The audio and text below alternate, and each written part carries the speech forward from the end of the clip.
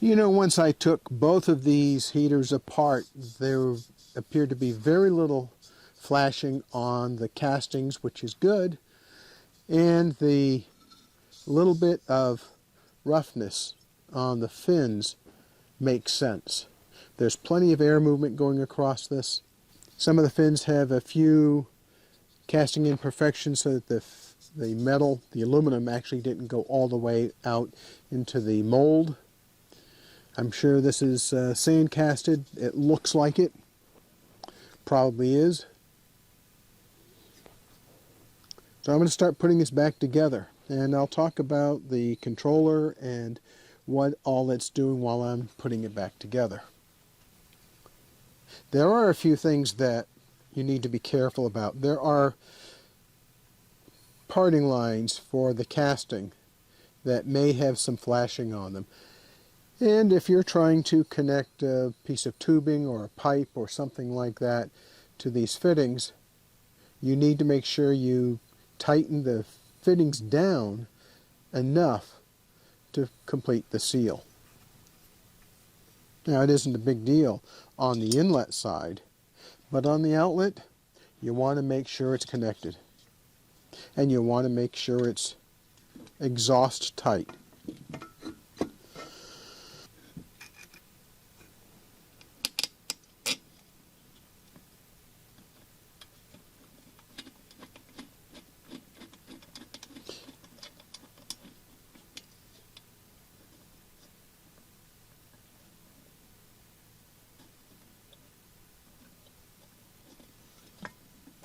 Getting the first one is a little tricky.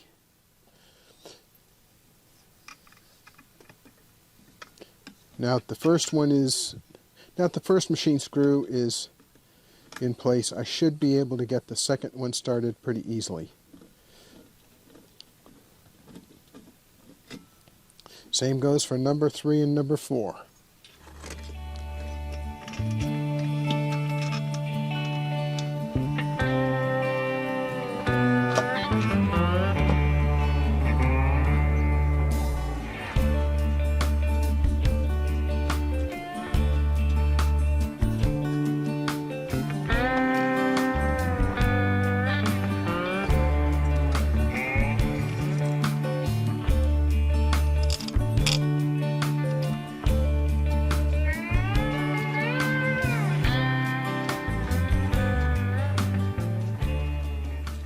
Let me get all these screws started and starting to get snugged down against the metal.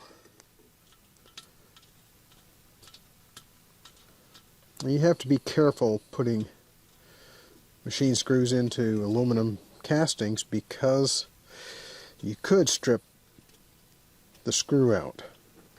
Actually, you'd strip out the casting, which would not be good.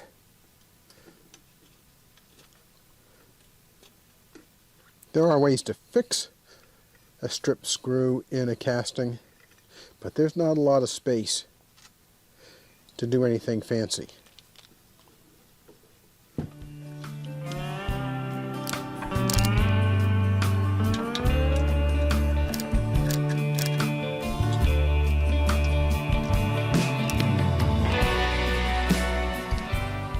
I'm just tightening these machine screws down enough that the lock washer is coming down flush between the casting and the machine screw. I want to apply pressure evenly across this casting because it is aluminum, and aluminum has a bad habit of deforming under pressure. So you want to keep the same amount of pressure all the way around.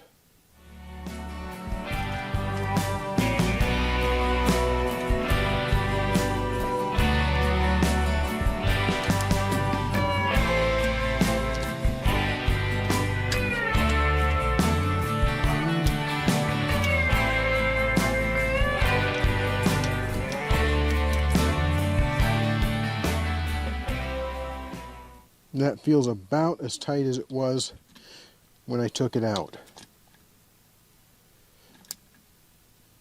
The right way to do this is actually with the torque wrench.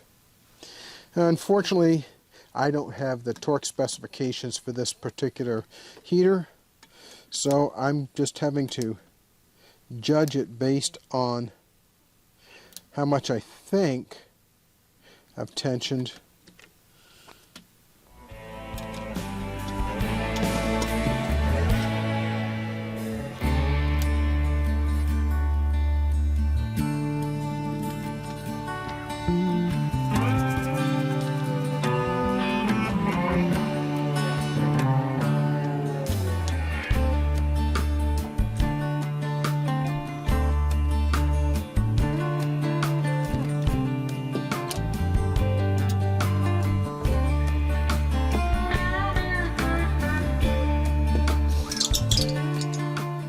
I've torqued all of these screws down to about the same amount of torque. I can't tell exactly because I don't have a torque wrench for these particular types of machine screws, and I also don't have a specification from the manufacturer. So what I've done is to torque it back to about where it was when I took it apart. Now, this is not an absolutely critical amount of torque that has to be applied to these machine screws. The big thing is we want to make sure that the gasket is seated properly and that there's some compression on the gasket. I'm going to go ahead and put the control board back together, which means I have to put the fan back. Now, all of these connectors are a one-way connector, meaning that there's only one way to plug them in. Now I want to make sure that I have all the wires back away from the rotating parts.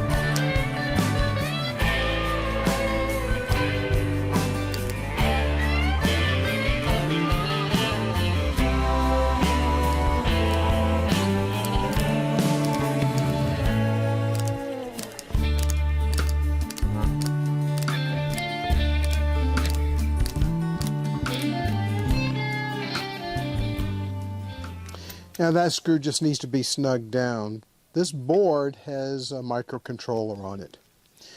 The way this heater actually works is when you first start it up, the fan will run for an amount of time. It runs the same way on our pellet stove. The fan starts up and it is designed to evacuate the entire area where there could be fumes, or in the case of the pellet stove, smoke or gasified wood products that could be ignited when you start the stove up. Well, in the case of this heater, it works the same way. The fan runs, it pumps air through the exhaust chamber and removes any amount of residue that might still be in the chamber. So the point is, you don't want to have a flashback, that is, something goes bang or boom or sends out the flames when you start up the heater. And it's possible that that could happen. If you've run the heater and there's still some fuel left in the chamber, and then you start it up, and if the glow plug were to go red hot right away, you could ignite a somewhat explosive combination of gases in the chamber. So if you had some unburned fuel left in the chamber after it was shut down, it could be possible to ignite it accidentally if you run the glow plug immediately. So what happens instead is the controller blows air through the burn chamber and out through the exhaust. So the idea is that you exhaust as much of that fuel out into the air as possible. Now the shutdown sequence is interesting because when you turn it off, it shuts off the fuel pump. When you turn it on, it runs the fan for an amount of time and then starts the fuel pump. So that pumps fuel up into the burn chamber. Well, at the same time, it starts the glow plug.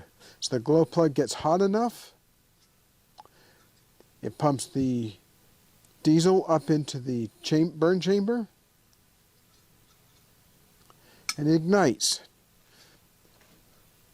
When the heater turns off, it shuts off the fuel to the burn chamber, and it continues running the fan for an amount of time until the temperature drops down.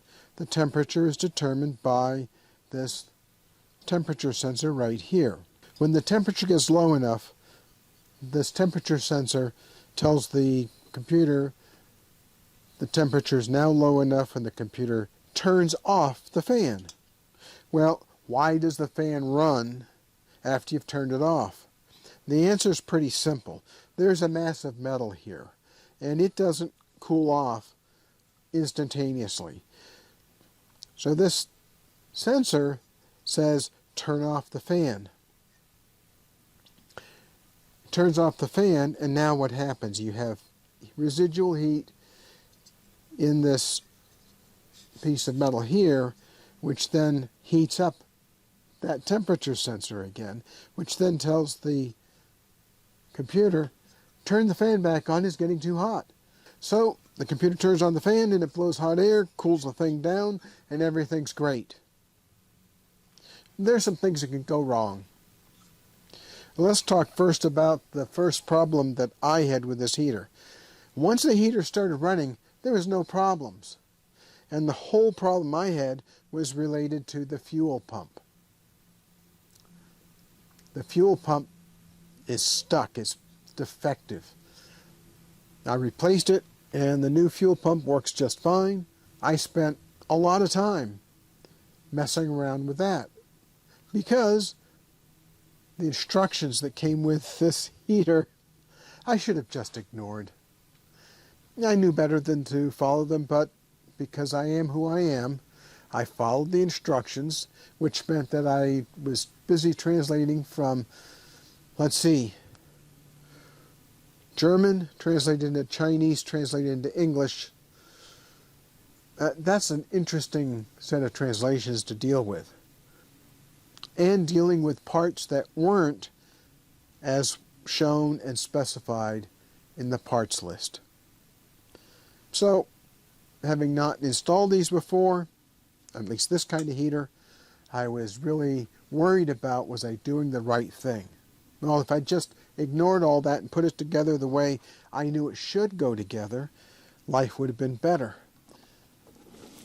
The problem was that the controller that tells when the heater is supposed to start up was different from what was described in the manual. Now,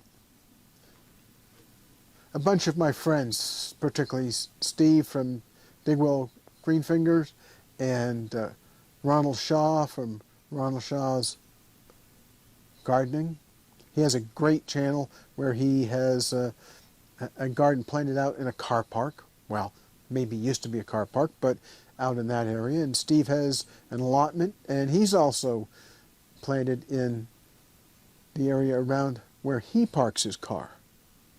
So they're very helpful. And after about a week of us going back and forth, we determined what controller actually came with this heater. And along the way, I got a few pointers to go to a couple of YouTube channels and, more importantly, to some Facebook groups. Now, I'd been looking for Facebook groups and they just didn't come up in my search. Once I had the right words, it came up just fine. And you know, pretty much everybody who's been installing these heaters recently for the first time has the same set of problems, because the parts aren't the same as what's shown in the manual, and more importantly, the control software is not the same. Not a big deal, now that I know. Now, there's a couple things that I do want to say. I'm doing things a little differently here. I've mounted it in this fashion because it's the way I need to mount it in the greenhouse. I'm not going to tell you how to run the exhaust out through chipboard or plywood or anything like that. You need to determine for yourself how much clearance you need between the exhaust and flammable surfaces. I'm not happy with what I have here. The reason being is it's possible to get the exhaust to be red hot. That could set almost anything on fire. Well, at least anything inflammable. So I'm going to be changing how I've done some of this. The other thing is there's plenty of bad information. Bad information on Facebook groups, bad information on YouTubes, bad information all over the place. It's really important that if you don't have experience installing heating equipment in the past, which I have, enlist a friend to help you. There's a lot of mistakes you can make along the way. I've made a few. Fortunately, I know how to fix them. I've been fixing them. I have a couple more changes that I want to make, that I need to make. So that will be the subject of a future show. In the meantime, I'm going to start putting this together. Thanks for watching. Don't forget to hit like, subscribe, and ring the bell for notification, because we're going to be doing a lot more stuff, including Irene's going to be continuing working down in the studio because it's the holiday season and she's running out of inventory. Thanks for watching. Bye. Hey, don't forget to brainstorm. It's really important.